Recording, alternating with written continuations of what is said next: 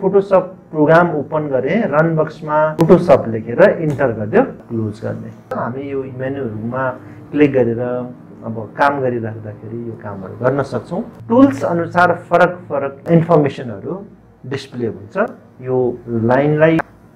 option बार भन्छ अहिले भने हामीले यो ल्यासो टुलको प्र्याक्टिस गर्छौं यसले कुनै निश्चित भागहरु निकाल्नु पर्यो फोटोको त्यस्तो बेलामा युज गर्न सक्छौं फोटो ओपन गर्ने अर्को तरिका कुनै पनि एरियामा डबल क्लिक गर्नुस् मैले एउटा वालपेपर ओपन गरे फेरि मैले डबल क्लिक गरे र फेरि यसमा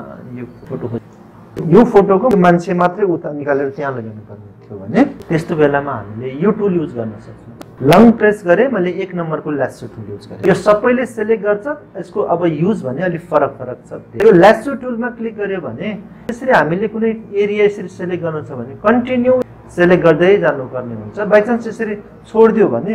अटो सिलेक्ट देखाइहाल्छ यो टुल युज गरेछ भने चाहिँ हामीले क्लिक गरेपछि ड्र्याग गर्दै जानुपर्छ अब कुन एरिया मलाई यसरी सिलेक्ट गर्नु पर्यो भने यसरी ल सिलेक्ट भयो यसलाई म रिस्टोर बटनमा क्लिक गर्ने अनि फेरि यताको यो मुभ टुलमा क्लिक गरेर यसलाई यसरी मुभ गर्न सक्छु जुम गर्न छ भने यो जुम टुल यहाँ तल छ जुम भन्ने यसमा क्लिक गरेर जस्तो म यसको टाउको एरियातिर बनाउँछु यसरी मजाले जुम गर्नुपर्छ यसलाई यो सिलेक्ट गर्ने अनि यो अननेसेसरी पार्टहरु काट्नलाई इरेजर टुल छ अलिकति तल लङ प्रेस गर्नुस् 1 नम्बरको इरेजर क्लिक गर्नुस् यहाँ यस्तो गोल आउँछ यसले यसरी काटिराख्यो भने सानो भयो यसको साइज ठुलो बनाउन छ भने यो किबोर्डको यो क्लोज ब्र्याकेट भन्छ यो ठुलो ब्र्याकेट र सानो ब्र्याकेट भन्छ नि हामी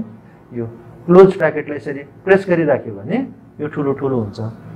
अनि यो ओपन ब्र्याकेट यो सानो भइराखेको छ अथवा यो अप्सन बारबाट पनि हामी ठुलो सानो यसमा डाउनमा क्लिक गरेर यसरी यो चलाइराख्दाखेरि यसो गर्यो भने मेरो ठुलो आइराखेको छ यस्तो गर्यो भने सानो आइराखेको हुन्छ फोटोको अननेसेसरी पार्टहरु हटाउन छ भने फेरि यसरी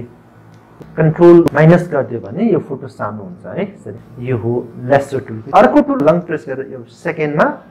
यो पलिला ल्यासो टुल यस्तो डट हटाउनको लागि कन्ट्रोल डी गर्नुस् डिसेलेक्ट हुने हुन्छ लङ प्रेस गरेर यो सेकेन्ड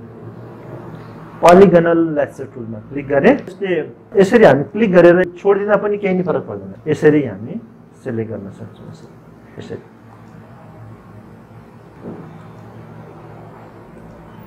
यसो गर्दाखेरि टच भएन भने इन्टर गरिदिनुस् फेरि अघि जस्तै रिस्टोर बटनमा क्लिक गर्छु र मुभ टुलमा क्लिक गरेर फेरि यसलाई यसरी गर्छु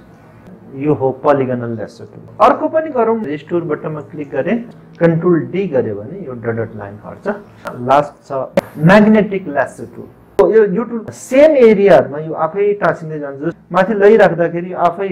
यो उसको यो ह्यान्ड कलरमा टाँसिँदै गइरहेको छ यसको कानै गएछ ल हेर्नुस् है त त्यस्तो बेलामा ब्याक स्पेस गर्ने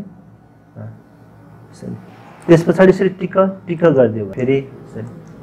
यसमा यसरी मैले तान्दै गइरहेको छ यो आफै टाँसिँदै गइरहेको छ है सेम कलरमा सकिए पछाडी फेरि यसरी इन्टर गर्दियो फेरि अघि जस्तै रिस्टोर बटनमा क्लिक गरेर मुभ टुलमा क्लिक गरे र यसरी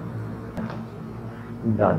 यहाँ 3 वटा ल्यासो टुलहरु प्र्याक्टिस गरेको छ र यसलाई अब म एउटा पिक्चर बनाएर सेभ गर्नु पर्यो सेभ गर्दियो भने P3 भनेर सेभ गरिदिनुस् डन